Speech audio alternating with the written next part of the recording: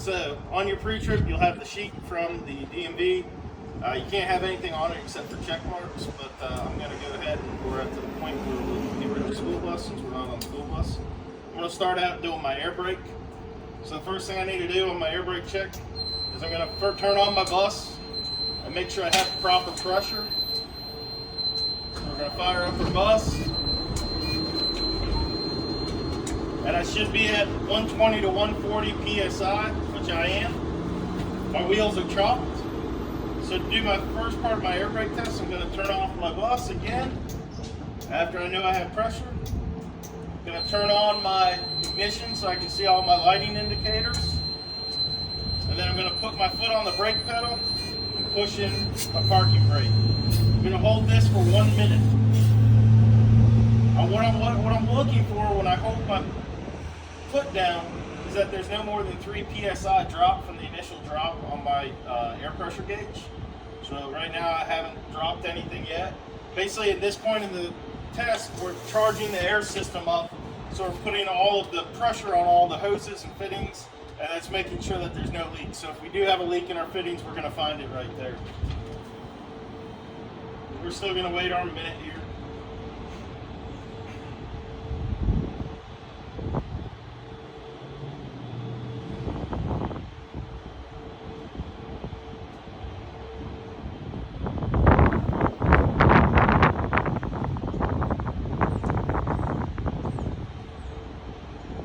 So it's been a minute, we haven't had anything drop. I'm gonna go on to my next step, which is my pump down for my audible and visual indicator. I'm gonna fan my brake down. What I'm looking for is up on my gauge. I should have a low air warning. And there we go, and it comes on and stays on. Brake air is low, and that should be no less than 55 PSI, and we are at about 85 right now, so we're good. If the engine was running, I'd also have an audible indicator. Then I'm going to fan down until my pop-out valve pops out. That should be between 20 and 45 PSI.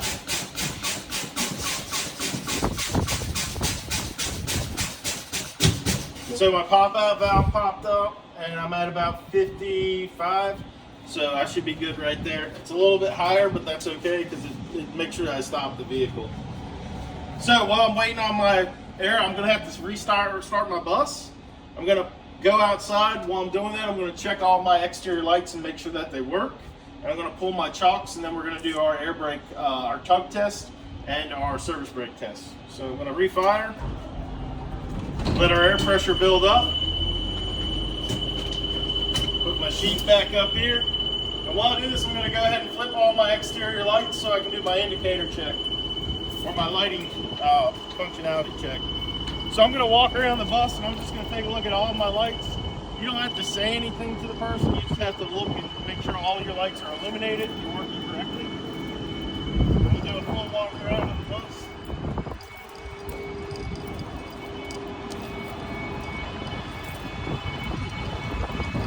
So all of my lights and reflectors are here. They're all on.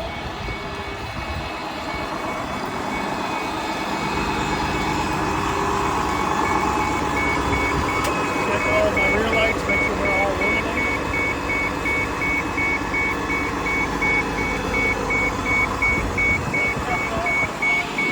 They're illuminated as well. One here, I'm going to pull my wheel focus.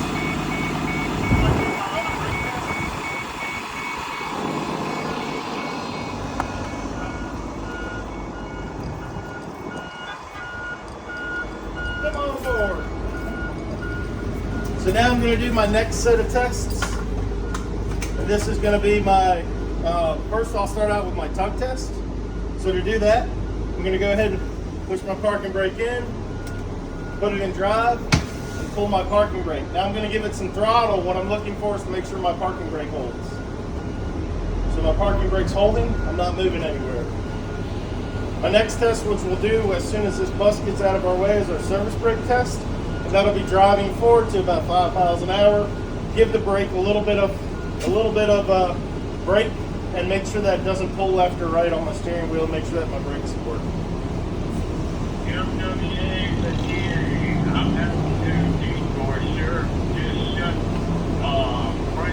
All right, so I'm gonna go roll for just a little bit here. going to scoot a little bit forward, 5 miles an hour, and then just slightly bring my bus to a stop. Brakes hold, the bus doesn't pull left or right. I'm going to go ahead and secure my bus. And I'm going to check off those things. I'm going to check while I'm up there, I'm going to check my lighting indicators. So I'm going to run through all of my lighting indicators at this point. I'm going to check out my high beam indicator, which is right up here. Turn that off. My left turn signal indicator, my right turn signal indicator. Turn on my four-ways, make sure all those work, which they all work on the interior. Emergency equipment. So on my bus, I have 3 things I want to look for emergency equipment. Checking my fire extinguisher, which is back here, making sure it has a proper tag on it, which it does, and proper charge. The pin is in place and secured to the bus. I'm also going to check to make sure that I have 3 working red triangles, which I do. You don't have to pull them out, you just have to show them. Also on this bus, we have circuit breakers up here. We don't have fuses, but our circuit breakers are held up here. Shop would look at those to make sure we have everything if we ever had a problem. My windshield, checking my windshield, making sure it's clean and clear, it's not cracked, chipped, or broken. I'm going to check my traffic monitoring devices, which is my mirrors, and making sure that the exteriors are here, and that we're also going to check, make sure that they're functional. If they weren't functional by the switch, we could actually do it by manual. I'm also going to check all my interior mirrors, making sure they're not chipped, cracked, or broken for both the interior and the exterior, as well as my back mirror in the back. It's not chipped, cracked, or broken, it's clean. I can see through it. I'm going to look at my wipers and washers. My wipers from the inside, I can see there's no rubber to, it's all rubber to glass, it's no metal to glass. They appear to be not chipped, cracked, or broken, it's secure. I'm going to go ahead and run my wiper and washer to make sure that I have proper fluid coming out and they're not leaving any major streaking that would perhaps cause me issues seeing it. My heater defroster. Down here, you have to turn on your defrost, and you want to actually hear it blow. You can actually test it if you wanted to. But I have a defrost fan control here, the flow select, and my temperature select all right here on my dashboard. Finally, my horn. I want to make sure that my horn works. It's not chipped, cracked, or broken. Passenger, on the entry area, I'm going to check down on the floor to make sure there's nothing that would cause a slip, trip, or fall. Nothing is obstructed. My entry area, I'm going to check my handles, my rubber and my glass to make sure nothing's chipped, cracked, or broken. Make sure that they operate properly, which we would operate the door in normal circumstances. The door's operated. My lift right here, in order to operate the lift, I would have to kneel the bus and go ahead and power up my lift, hit deploy for it to go out, hit stove for it to come back on. We would check that under a normal operating condition. You don't have to check it for this test. You just have to explain it. As I come to the back, I have 2 different types of emergency exits. I have window exits right here. I'm actually going to have to test the window exit, pull down on the handle, push out. I'm going to close it and slam it back. I would check all of those all the way back to the back of the bus. And then I also have rooftop hatches, which up here I'm going to check that my knob is actually latched and not the 2 exit. But if I need to get out, I turn the knob, push the red button, and it would go up. My passenger seating, I'm going to check my passenger seat. You only have to check one of them, making sure it's secure to the bus. It's not chipped, cracked, or broken. The frame looks good. There's no obstructions or anything underneath that could cause that would be suspicious or anything of that nature. My passenger monitoring devices, I already mentioned. My mirrors, I'm going to check again on my interior mirrors, making sure they're not chipped, cracked, or broken. They're secure to the bus, all hardware in place. I already did an external light check. So now we're going to move to the outside of the bus. I'm going to kill the bus power. And then the first thing I do is I'm going to re-chock my bus, that way it doesn't roll.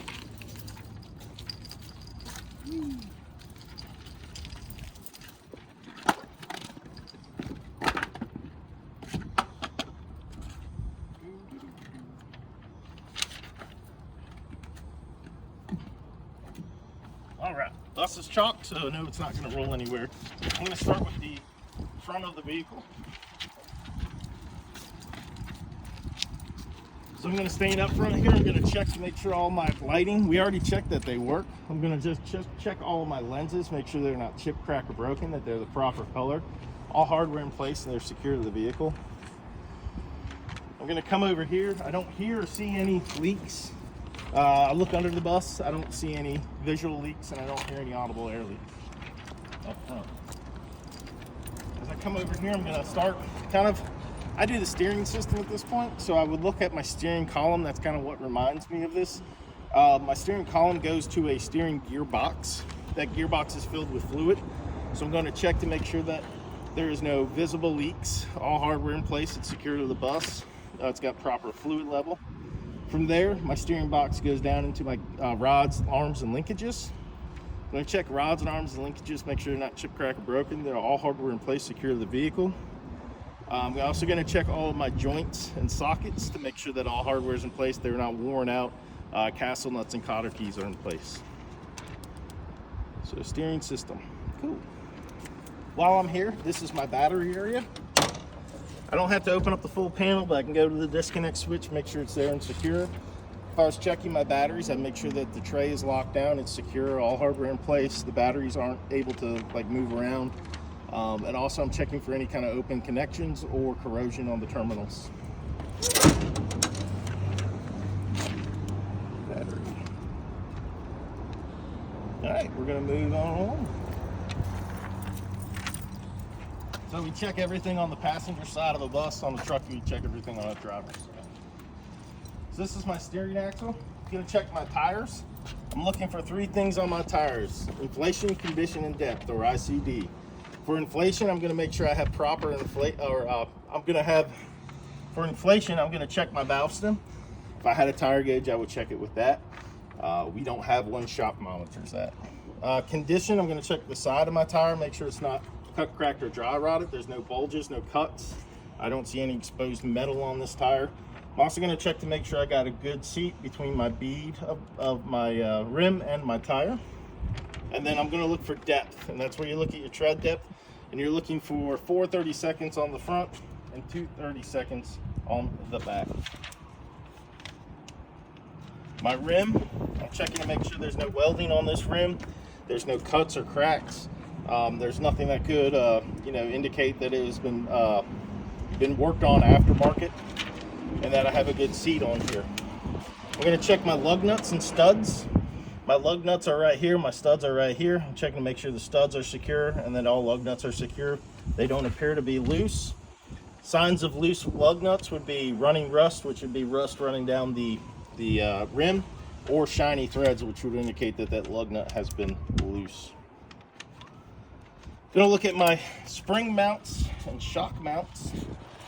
This bus has a airbag suspension on it. So I would check out my airbag mounts, making sure they're not cut, cracked, or dry rotted, or chip, crack, or broken, that they're secure to the bus, all hardware in place. On my airbag mounts, I would check my airbag. My airbag is a rubber bag, so I'm going to check to make sure it's not cut, cracked, or dry rotted. I'm going to make sure that I don't hear any leaks out of it, and also I don't see any, leaks coming out of the air hoses going to it. My shock absorbers are liquid filled, they're oil filled, so I'm going to check my shock absorber mounts and make sure that they're secure, they're not chip, crack, or broken, they're secure to the bus, and they're secure to the shock absorber. The shock absorber itself, I don't see it leaking. There's no rust out of it, there's no oil coming out of it, it appears to be in good working order. While I'm here, I'm going to check U-bolts. U-bolts hold the frame and your suspension to the body. So I check my U-bolts and make sure that they're not chip, crack, or broken. They're secure to the vehicle. The nuts on them are not loose. Nothing indicating that they would be loose. So I did spring mounts, U-bolts, and airbags and shocks. All right, brake lines. I have air brakes, so I'll be listening for any kind of audible air leak from them. I want to check all my brake lines, make sure there's not cut, cracked, or dry rotted, and that all hardware in place. The fittings aren't leaking, and they're not loose. I would check my brakes between my rotor and my pads to make sure that there's no contaminants, there's no oil that would affect my braking. On the side of the vehicle, I'm going to take a step back and I'm going to check all of my lights and reflector lenses, making sure that they're not chip, crack, or broken. Anything pretty much on the side will be amber. Only thing on the back is going to be red. But I make sure they're not chip, crack, or broken. All hardware in place, secure to the vehicle, and they appear to be. All of my reflectors are on here as well. I'm going to check my traffic monitoring device on the outside. What I'm doing out here is I'm checking to make sure it's not chip, crack, or broken, that's secure to the vehicle. I can manually adjust it if I need it to. All my wiring is secure. There's no frays, cuts in it, and that I could adjust this if I needed to. So that looks good. My traffic monitoring device looks good. Come back here, I'll look at my fuel tank and my DEF. This is my fuel tank. I have diesel fuel in it. I'm checking to make sure that the cap is secure, which it is. This one has a posi connect, so it's a quick connect. I'm also going to look and make sure there's no diesel fuel leaking. I'm going to see if I can smell any diesel fuel leaking. If I could, I would also check all my straps underneath the tank. So there's big straps that hold the tank to the frame. I'm checking those straps to make sure they're not chip, crack, or broken. They're not cut, they're not breaking anywhere, and that they are secure to the bus properly. Back here I have my DEF tank. I would check it the same way I did with my diesel fuel. I'm looking to make sure there's no leaks, check my cap that is properly tight, check the straps around it, and I'm also going to make sure I have at least 1/8 of a tank of DEF, that way I can do my road test. There's a gauge on the dashboard, as well as if we open up this compartment, I can actually see that there's DEF fluid in my tank. While I'm here, I'm also going to check my frame. If I would go underneath the bus, I would check my frame to make sure it's not twisted, bent, or broken in any way. There's no welds that are broken. My cross members are nice and straight across. There's no signs of it having any kind of unapproved welds or anything of that nature. I'm going to the back of my bus. On the back of the bus, I'm going to check for my lenses and reflectors. They should be red back here with the exception of the turn signals and the reverse lights. Check to make sure they're not chip, crack, or broken. All hardware in place, secure to the vehicle, proper color, which they all appear to be. Then I got to go into my fluid levels. While I'm back here, I'm going to open up my hood, but I'm also going to look underneath the bus. Take a big step back and look underneath, make sure there's no fluid leaks. I also don't hear any audible air leaks back here. Finally, I would check my fluid levels. The big fluids for us are coolant, oil, are big ones, and then we also have transmission.